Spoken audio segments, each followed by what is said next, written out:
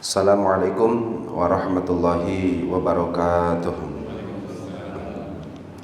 Bismillah, alhamdulillah, wassalatu wassalamu ala rasulillah Sayyidina wa habibina wa syafi'ina wa maulana Muhammadin sallallahu alaihi wasallam ibni abdillah wa ala alihi wa sahbihi wa mawalah wa la hawla wa la quwata illa billah, amma ba'd. Wa qala fi du'a rabbi shrah li sadri wa yassir li amri wahlul 'uqdatam min lisani yafqahu qawli. Allahumma sakhkhir lana lisana sidqi waj'alhu mahallal fahmi lil khitabi wan nutqa bis sawabi wal amala bis sunnati wal kitabi. Allahumma iftah lana abwabal ilmi wa zidna ilma wa fahma wa alhiqna bis salihin. Allahumma iftah alaina futuhal arifina bi hikmatika wa anshur alaina rahmataka wa zakirna manasina ya dzal jalali wal ikram walhamdulillahi rabbil alamin.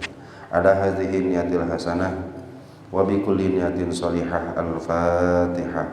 A'udzu billahi minasy syaithanir rajim. Bismillahirrahmanirrahim. Alhamdulillahi rabbil alamin. Arrahmanir rahim. Maliki yaumiddin. Iyyaka na'budu wa iyyaka nasta'in. Ihdinas siratal mustaqim. Siratal ladzina an'amta 'alaihim ghairil maghdubi 'alaihim waladdallin. Rabbi firli walidayani. Qala al-mu'allifu hadzal kitab Syekh Mu'taillah Sakandari wa Syekh Majibah rahimahumullahu ta'ala wa nafa'ana bihim wa bi'ulumihim wa a'ada alaina min barakatihim wa karamatihim. Allahumma wafiqna li isabati shawab wa janibna zaiqa wal irtiyab wa anfa'na bima hawahu hadzal kitab.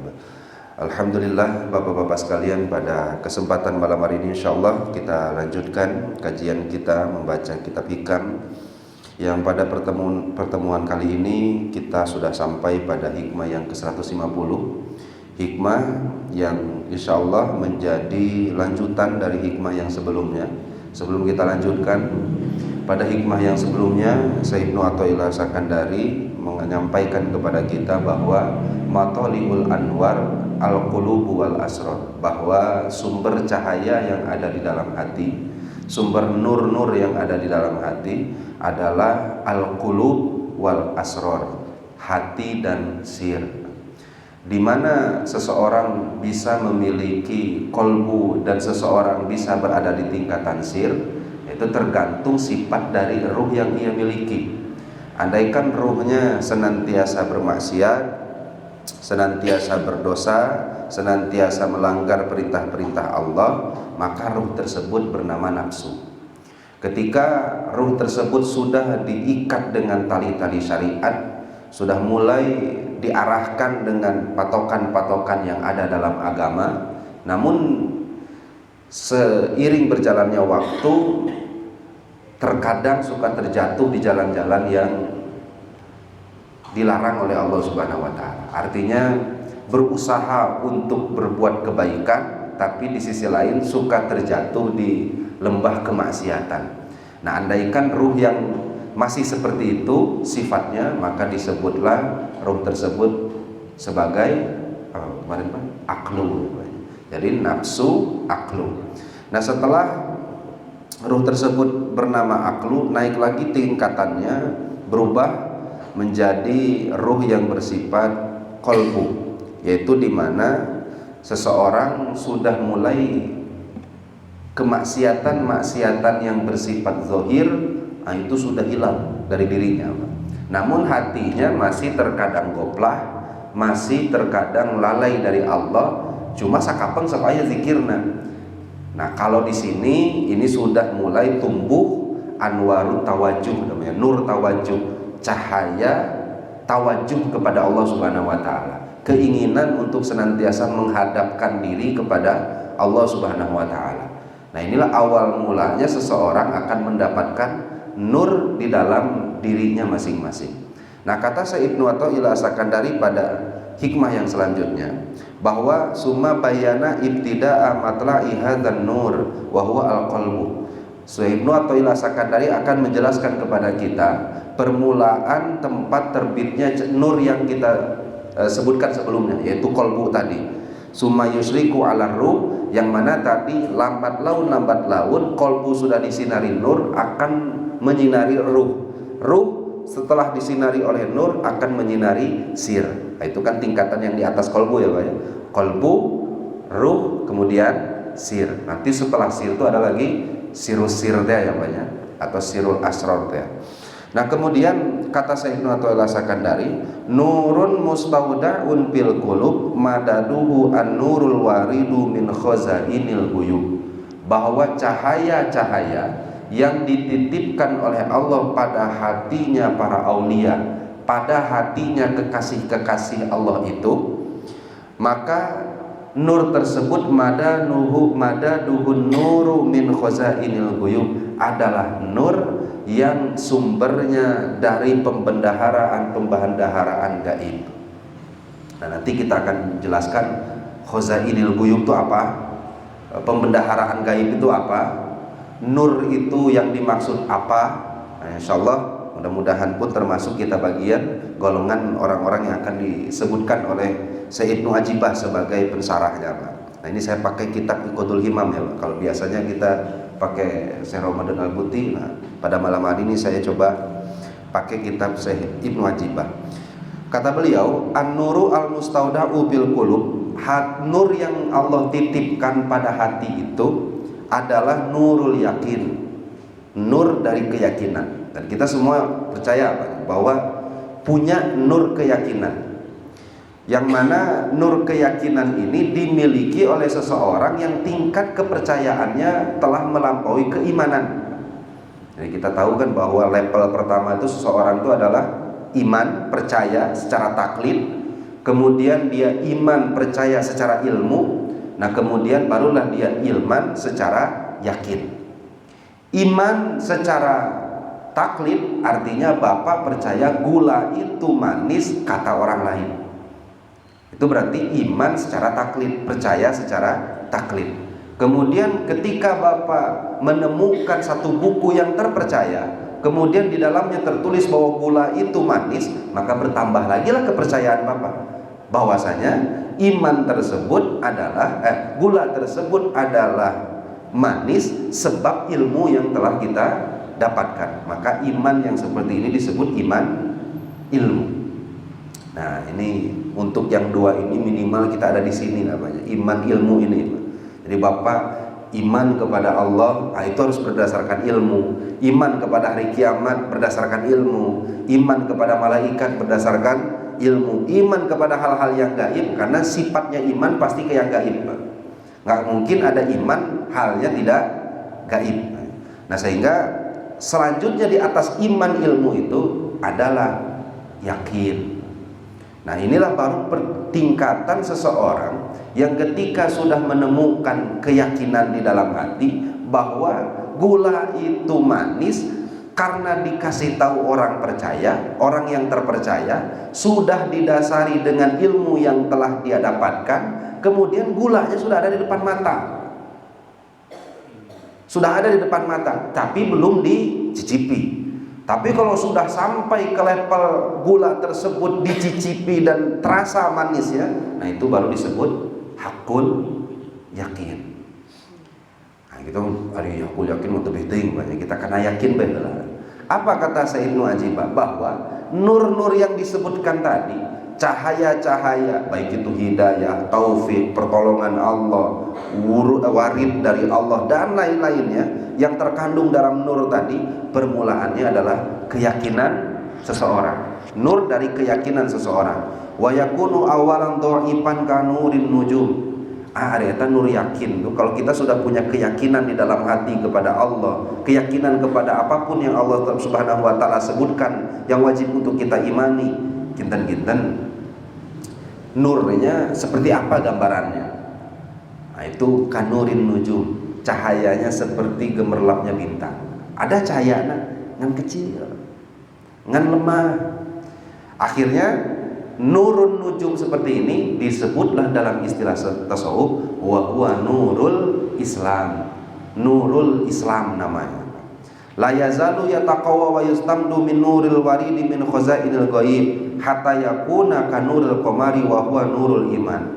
Kemudian keyakinan itu akan terus bertambah, bertambah lagi, bertambah lagi, bertambah lagi. Ini dari mana datangnya? Dari pembendaharaan gaib. Pembendaharaan gaib itu apa? Nanti nur sifatnya Allah, nur zatnya Allah, sir zatnya Allah. Ini kalau saya kenapa jarang ngaji pakai kitab Iqadul Himam, karena level kitab Iqadul Himam itu udah level di orang-orang yang salikin. Levelnya udah orang-orang yang ya udah tere-tere kadeket lah ya. Tere-tere kadeket. Tere-tere kasampai. Mereka dibaca ya diterangkan itu ngomongkeun naon. Di tadi asa enggak ada yang kaharti hiji acan. Ya karena memang seperti itulah bahwa yang kita baca ini adalah satu zauq, satu rasa, satu idrok yang didapatkan oleh seorang yang dituangkan dalam kitabnya.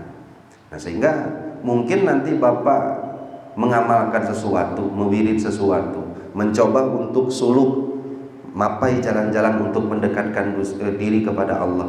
Kira-kira apa yang dirasakan oleh satu orang dengan orang yang lainnya sama atau bisa saja berbeda? Pasti beda. Nah, makanya nanti kita akan temukan beberapa ajengan, beberapa kiai itu ketika nerangkeun hikam itu ya beda-beda versinya sesuai dengan apa yang dirasakan masing-masingnya. Ya tapi nggak boleh cawadan. Jadi kalau ngaji hikam masih carekan ka batu, itu cilaka. Karena ngaji hikam itu adalah ngaji untuk mengintrospeksi diri sendiri. Jadi jangan sampai nanti Bapak ngaji hukum ini malah menghakimi orang lain, itu rugi. Ya, karena banyak jenis sekarang pengajian itu ngaji bukan untuk menghukumi diri sendiri, malah untuk dipakai menghakimi orang lain. Nah, itu salah kaprahnya. Nah, sehingga pertama-tama nur yakin tersebut atau nurul Islam tersebut, nah dia akan semakin kuat nurnya seperti nurnya rembulan, udah bertambah. Yang tadinya hanya seperti cahaya bintang, sekarang akan bertambah menjadi seperti cahaya bulan, yang disebut naik makomnya menjadi nurul iman. Yang pertama nurul Islam, naik menjadi nurul iman, naik lagi nanti menjadi nurul ihsan. Itu semakin terang, semakin terang, semakin teranglah nur yang ada di dalam diri seseorang. Nah, kira-kira eta nur tadi diambilnya dari mana? Wa khazainul ghuyubi hiya anwarus sifat. Nurnya dari sifat Allah. Kan Allah tuh pernah tahu gini, Allahu nurus samawati wal ard. Allah itu cahaya langit dan cahaya bumi. Gimana Bapak menjelaskannya? Buat menjelaskan apa? Allahu nurus samawati wal ard. Allah itu nurnya langit, Allah itu nurnya bumi. Gimana cara ngejelasin?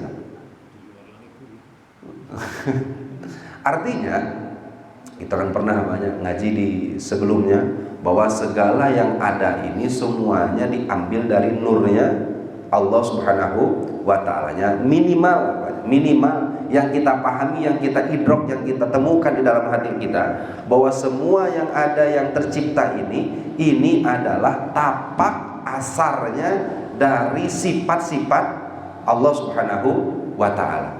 Nah, kira-kira sifat-sifat Allah itu kelihatan atau tidak?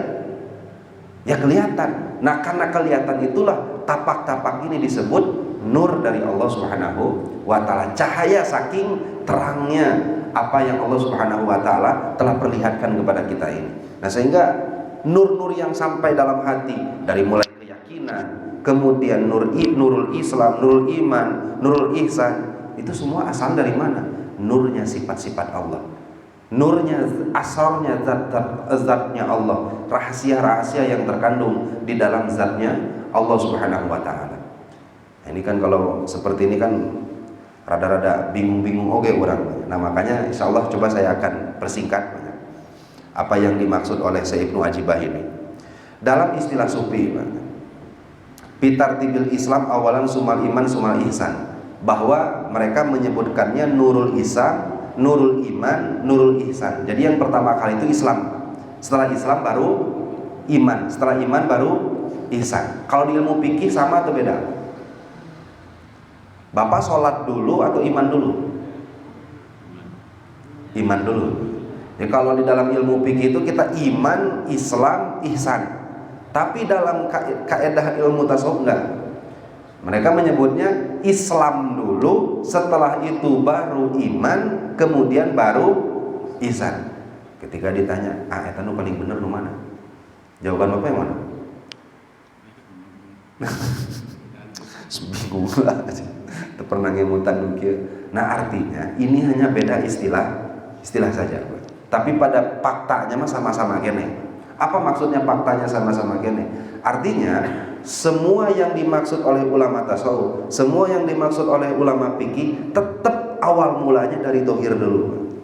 Dohirnya dibereskan, setelah dohirnya dibereskan, baru masuk ke dalam syariat yang bersifat batin. Baru setelah itu sifat yang syariat yang bersifat ruh, yaitu kemarin seperti ihsan ya Pak ya, beribadah kepada Allah seperti melihat, atau beribadah kepada Allah seakan-akan dilihat oleh Allah. Pada faktanya sama-sama kene. Fikih ya dohir dulu, tasawuf ya benar dohirnya dulu diberesan. Gak mungkin kan Pak, orang mau suluk tapi dohirnya masih belum beres. Mungkin gak Pak? Gak mungkin. Makanya pernah saya sampaikan, dan ini jadi pesan juga dari guru-guru yang pernah saya kaji kepada beliau, bahwa mursyid itu dicari atau datang sendiri. Kan salah satu yang fenomena itu adalah kita cari-cari mursyid, naik neangan mursyid. Ya memang dalam hati mah yang harus memang punya niat untuk mencari orang yang menunjukkan jalan kita menuju Allah Subhanahu wa taala. Tapi yang mau dicari gimana? Kumaha eta mun aya nu ngaku-ngaku mursyid mamanya. Nah, itu salahnya tuh kayak gini, banyak kita tuh terkadang ketika ada orang yang ngaku mursyid itu langsung percaya pokoknya geus bener ya mursyid, geus bisa ngomong di malaikat Jibril ya. Ngomong geus bisa dapat info di malaikat Israel dan lain ayat. Jangan juga lah. Nah, artinya mursyid itu adalah orang yang menunjukkan jalan kepada kita ketika kita benar-benar siap setelah memiliki perbekalan di jalannya. Mungkin nggak Pak, kalau Bapak mau pergi ke Jakarta, kemudian saya sebagai pembimbingnya, bekalnya nggak ada, kemudian saya arahkan jalannya, kira-kira yang dolim saya atau Bapak? Bapak mau pergi ke Jakarta, kemudian saya lihat kurang sehat. Hari artos saya Pak jang eta jeng kareta wusnya jeng angkot jeng lain-lain aya teu. Duh teu aya Pak. Ayo udah berangkat dah urang modal la ilaha illallah ya. Nah, kira-kira yang dolim saya tuh Bapak. Artinya mursyid yang akan mungkin Pak, mengarahkan seseorang, menunjukkan jalan kepada seseorang yang andaikan orang tersebut atau minimal dohir secara fikihnya mereka sudah beres. Nah, kalau sudah beres secara fikihnya, bekalnya dianggap sudah ada. Namanya kata ajengan Miftah dari Cianjur, mursyid itu nggak perlu dicari, nanti ketika kita sudah siap diri, dia akan datang sendiri kepada kita. Nah, sehingga itu salah satunya ketika seseorang mendapatkan keyakinan di dalam hati, dan ini menjadi awal mula seseorang bisa mendekatkan diri kepada Allah karena nurnya sudah ada. Naik lagi nurnya menjadi nurul iman, naik lagi menjadi nurul ihsan. Yang kalau kita makomkan seperti kemarin kita makomkan, nurul Islam adalah kolbu, nurul iman adalah ruh, nurul ihsan adalah sir. Itu kan namanya. Jadi kolbu itu hadir, nurul yakin itu hadir ketika kita seperti apa. Nah, ini Pak caranya itu. Faidan taqolal amal innal abda madama masghulan bil ibadah adh-dhahirah al-hisiyah sumia zalikal maqamal Islam. Ketika seorang hamba yang diuruskan dan diperbaiki masih dohir, maka dia disebut makom Islam. Gampangnya cara Al-Quran disebutlah muslimin. Apa muslimin teh? Kata Rasul, orang yang dohirnya beres, ibadahnya beres, anggota badannya tidak bermaksiat secara dohir, dah beres, disebut muslimin. Makanya al-muslimu man salimal muslimuna min yadihi walisani. Yang disebut muslim adalah orang yang orang di sekitarnya gak teraniaya oleh lisan dan tangannya. Ini makom Islam atau nurul Islam atau kolbu. Terus naik deh ya. Nah, naiklah kita ke selanjutnya. Faidang taqolal amalu lil qalbi. Sekarang bukan dohirnya saja yang mulai beramal, Pak, tapi dohirnya beramal pun hatinya mulai beramal. Wa huwa istighaluhu bi tasbiyatil qalbi bi takhliyah. Hatinya sudah dihilangkan sifat-sifat yang tercela. Nah, ini yang paling susah, Pak. Jadi kalau Bapak nanti ditawarkan satu pilihan, kita punya hati, Pak. Di dalam hati itu ada sifat mahmudah, ada sifat mazmumah, sifat yang mendatangkan ridho, sifat yang mendatangkan bendu Allah. Kira-kira yang dipermulakan, diwajibkan bagi kita menghiasi hati dengan sifat yang mulia atau membersihkan hati dari sifat tercela? Ini ilmu hati, jangan Bapak dimasukkan ke ilmu syariat. Artinya mending sholat adalah atau ngerenan maksiat adalah. Nah, jadi jangan masuk kaidah ini ke ilmu syariat banyak. Ini kan ilmu hati. Ketika masuk ke dalam ranah makom iman, itu permulaan yang wajibnya menghias hati dengan sifat baik atau menghilangkan sifat-sifat buruknya, Pak. Yang wajib pertama kali. Wajib pertama kali adalah menghilangkan sifat-sifat tercela. Sok sanajan sifat baiknya belum ada. Artinya kalau kita belum bisa tawadu, minimal nggak boleh ujub, kan gitu jadinya, Pak. Kalau Bapak nggak bisa tawadu, jangan ujub. Kemudian kalau Bapak nggak bisa ikhlas, ya sudah jangan ria. Kira-kira kalau dengan sepotong saja, ini kalau kita anggap-anggapan logika, nanti biar ketahuan bahwa ngaji seperti itu pun penting dan wajib. Ketika seseorang ibadah, kalau dia ria dalam ibadah, kira-kira riaknya dalam ibadah itu menghapus tidak seluruh amal yang dikerjakan? Menghapus. Maka menghilangkan riak dalam ibadah bisa dijadikan syarat diterimanya ibadah. Kan kita kalau ngaji fikih itu cuma ada syarat sahnya ibadah, syarat wajibnya ibadah. Pernah Pak nggak Bapak ngaji fikih syarat diterimanya ibadah? Pernah nggak dengar? Nggak pernah. Hanya di ilmu-ilmu seperti tazkiyatun nafs ini, tasawuf ini yang dibahas bahwa salah satu syarat diterimanya oleh Allah ibadah, hilangkan riaknya. Kira-kira kalau orang udah hilang riaknya,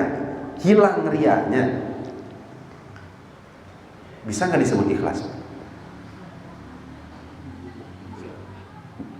Nggak riak, tapi ikhlas nggak tahu, atau ikhlas nggak pernah mengamalkan, nggak pernah mempelajari. Yang penting nggak riak oleh saya mah. Jadi bab ria dia kaji, bab ria dia hilangkan dalam hatinya, kemudian beribadah. Kira-kira ibadahnya yang nggak ria itu bisa nggak disebut ikhlas, Pak?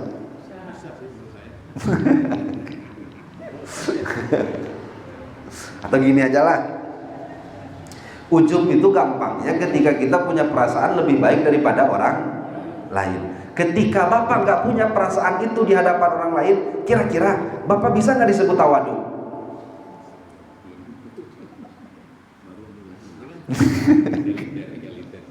Atau gini aja lah, ayo banyak gini aja ya. Ketika seseorang gak ria dalam ibadah, deket-deketnya ibadah itu diterima atau tidak? Kalau gak ada rianya, ya deket-deketnya mah diterima oleh Allah Subhanahu wa ta'ala, walaupun dia belum sampai pada hakikatnya ikhlas. Laras siapanya? Nah sehingga kenapa ulama-ulama tasawuf bersihkanlah hati? Karena pertama kali seseorang bisa selamat ketika sifat-sifat tercelanya hilang. Makanya kalau Bapak lihatlah beberapa hadis yang rada-rada seram yang kita baca dalam nasihat-nasihat Rasul itu adalah satu, mangkana zurratun mangkana biqalbihi zurratun minal kibriya'i la yadkhulul jannah. Orang kalau di hatinya sudah ada sombong gak akan pernah masuk surga. Tapi ahli ibadah tapi ada sombongnya, nyempil, nggak usah gede, kata Rasul, darok sebiji kecil di dalam hatinya, masuk nggak akan ke surga, nggak akan, kata Rasul. Nah berarti sifat-sifat atau kemaksiatan yang bersifat hati itu lebih bahaya tinimbang sifat-sifat kemaksiatan yang lainnya, ataupun sifat-sifat yang maksiat yang ada di dalam hati itu lebih bahaya dari maksiat-maksiat yang lainnya. Bisa dipahami atau tidak? Dari segi kebahayaannya. Contoh kayak gini lagi. Yang saya udah beberapa kali contohkan, bahkan masih sering ada yang salah paham banyak. Saya pernah sebutkan bahwa terkadang kalau kita pernah berdosa, maka dosa itu bisa jadi anugerah bagi kita. Terkadang ketika kita pernah berbuat maksiat, maka maksiat tersebut malah bagus buat kita. Tinimbang kita dari mulai balik sampai sekarang ibadah melulu. Kenapa bisa seperti itu? Syekh Ibnu Athaillah di hikmah-hikmah sebelumnya kan pernah sampaikan, Pak, ketika kita ibadah dengan ketika kita maksiat, kira-kira yang lebih butuh istighfari yang mana? Yang sepakat atau namanya ayah ibadah istighfar, namanya ayah ibadah istighfarnya pasti yang butuh diistighfari adalah kemaksiatan. Tapi cek kata Ibnu Athaillah Sakandari, kenapa? Karena yang lebih dibutuhkan diistighfari adalah ketika seseorang telah mulai istiqomah ibadah. Karena orang yang berbuat maksiat, yang muncul di dalam hati pertama kali adalah satu, luka sakitnya pernah bermaksiat. Saudara-saudara, nah kita tuh kalau maksiat pasti sakit hati. Ketika sudah sakit hati dalam bermaksiat, maka dorongan dari bermaksiat itu adalah kembali kepada Allah Subhanahu wa ta'ala. Seminimal-minimalnya seperti itu. Kalau nggak seminimal-minimalnya kayak gitu, seorang yang telah berbuat maksiat maka nggak akan pernah punya perasaan dalam hati saya lebih baik daripada orang lain. Pernah nggak tukang maksiat tapi Allah di masjid mah tuh cantam tuh jeung abdi ge diadu asup surga nama heula kene abdi. Ada nggak yang kayak gitu? Nggak ada. Nah sehingga kata Syekh Ibnu Athaillah Sakandari, orang yang maksiat butuh istighfar, butuh, tapi tidak lebih butuh daripada orang yang sudah ibadah. Kenapa? Karena orang sudah ibadah, biasanya ibadah itu bawaannya seseorang menganggap dirinya soleh, seseorang menganggap dirinya ahli surga, seseorang menganggap dirinya lebih baik daripada orang lain. Sehingga keadaan seperti itulah yang butuh untuk diistighfari. Bukan berarti bahwa orang-orang ibadah ibadah berarti orang itu salah kabeh, enggak. Hanya menjaga bahwa setiap ibadah yang kita lakukan, kalau masih ada penyakit ujub dan takaburnya, artinya kan masih ada sifat-sifat tercelanya nih Pak, maka ibadah dohir yang telah dilakukan tidak ada apa-apanya di hadapan Allah Subhanahu wa ta'ala. Makanya kan kalau Bapak baca fawailul lil musallin, karena saya nyeri hati orang itu Pak baca tadi. Neraka itu bagi orang-orang yang sholat, alladzina hum an sholatihim sahun. Neraka itu bagi orang yang sholat. Ini ada anehnya. Neraka itu bagi orang yang sholat. Sholat itu dohir batin. Dohir. Alladzina hum an sholatihim sahun, yaitu orang-orang yang ketika sholatnya lalai. Dohir batin. Dohir batin. Batin. Alladzina hum yura'un, dan orang-orang yang ketika ibadahnya itu riya, gampang begitu. Dohir batin. Batin. Ibadah yang disebut celakanya dohir, tapi penyebabnya batin semua.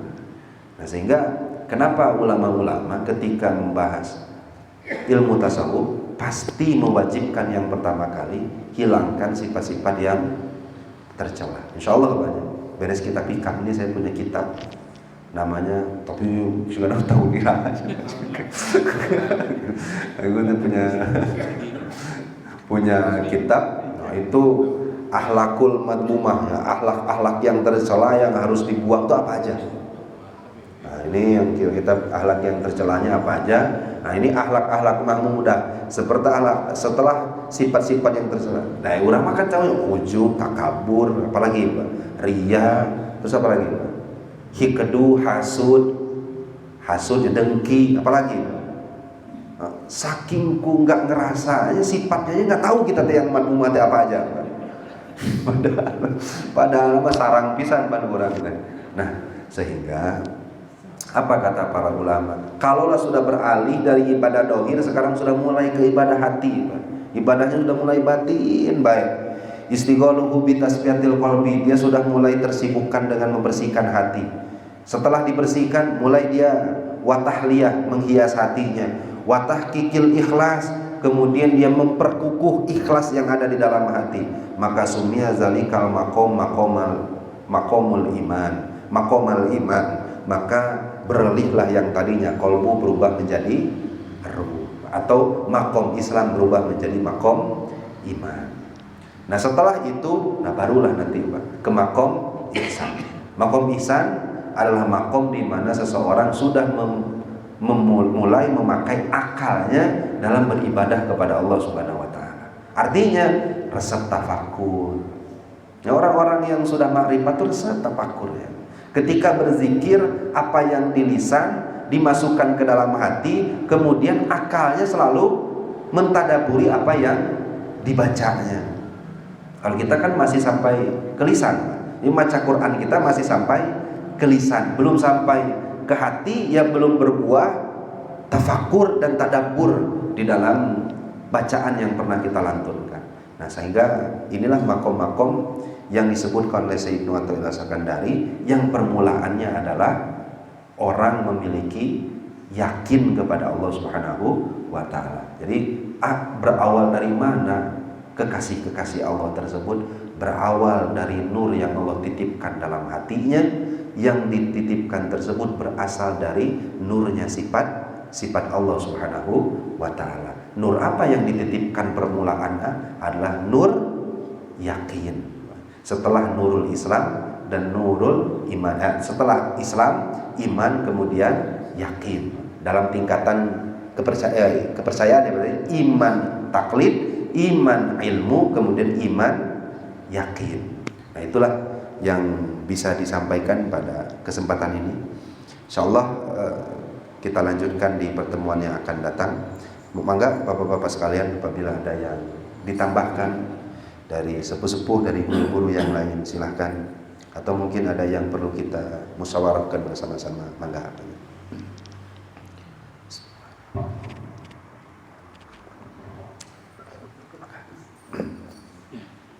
Mungkin ini belum saatnya dibahas, tapi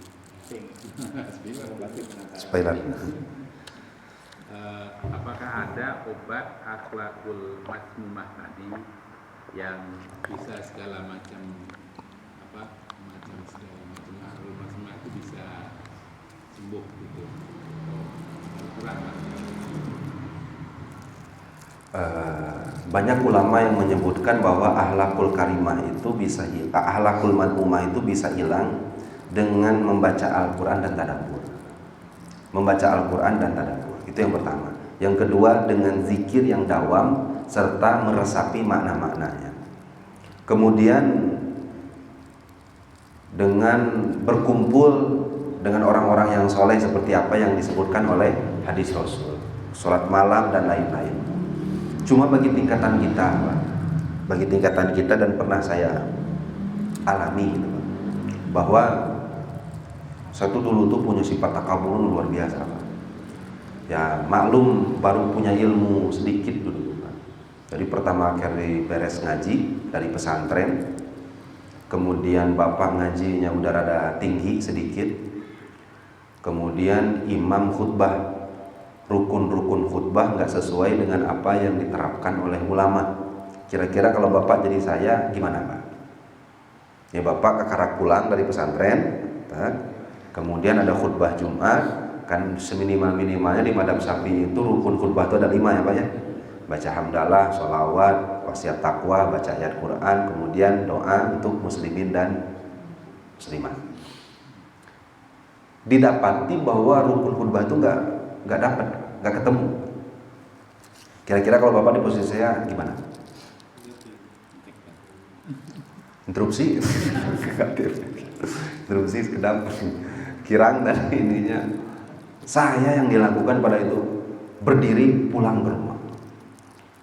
Oh, itu saking ku ya lamun cara orang ini sombong-sombong teh tadi gitu. Nah, artinya ujub ini, takabur ini, rasa aing bisa, rasa tidak mau memaklumi kesalahan orang lain, rasa ini kan sifat jelek. Takabur setakabur-takaburnya. Saya tuh tahadus binikmah Mas Santren beberapa tahun, kemudian belajar ilmu alat.